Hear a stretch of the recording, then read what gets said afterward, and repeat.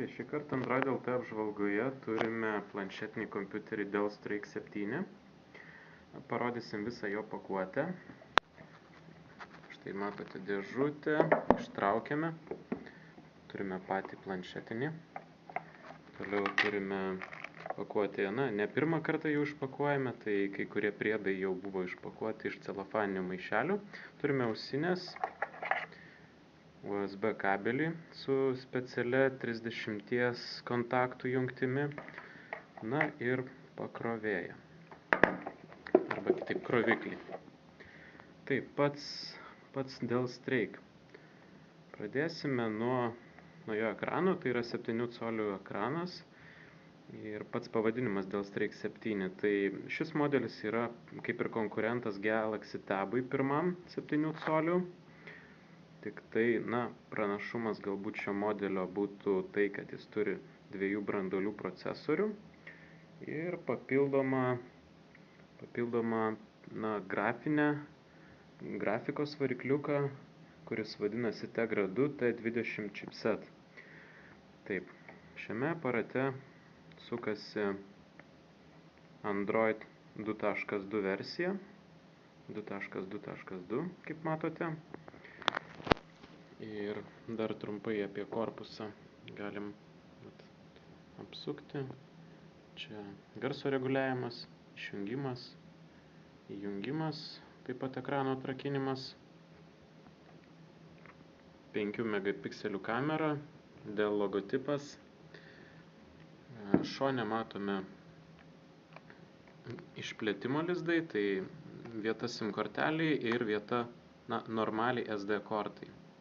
Tai yra galima ne micro SD kortelę dėti, o normalią SD kortą, kurios yra šiaip rinkoje pigesnės. Kitoj pusėje ausinių jungtis 3,5 mm. Taip, stereo garsiakalbiai iš vienos pusės, iš kitos.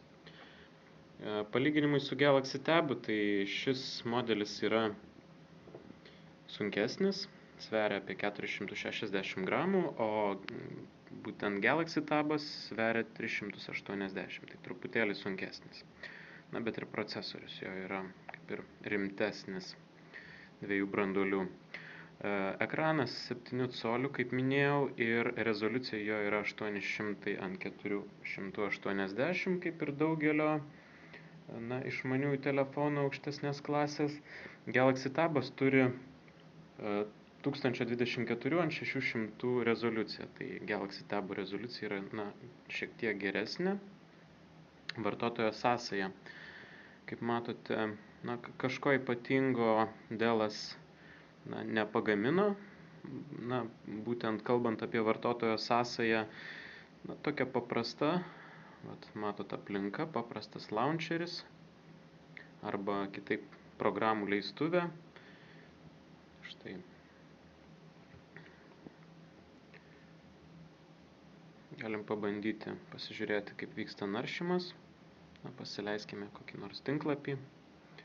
Puikus blogas apie įvairius naujus gadgetus. Tai štai, labai greitai vyksta puslapio užkrovimas. Tikrai lengvai galima išsididinti puslapį ir patogiai skaityti. Galbūt dar pasižiūrėkime, ką gali šis aparatas Quadrant Standard benchmarke. Tai pasižiūrėsim, kiek taškų surenka ir su kokiais kitais įrenginiais jį galima būtų palyginti. Štai vyksta skaičiavimas.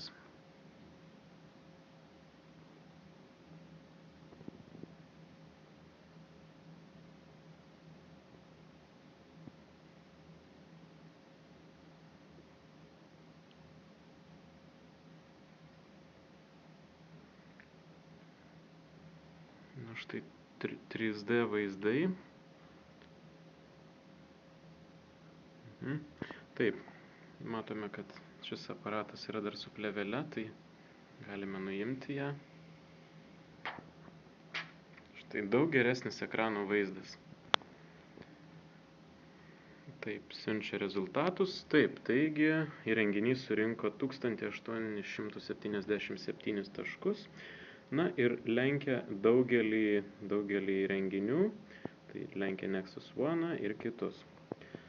Tokie yra, būtent Quadrant standart rezultatai. Taigi, tiek trumpai apie šį renginį ir turėsime dar sekančią apžvalgą, kurioje apžvelgsime tai, kaip veikia žaidimai Andel Strike 7.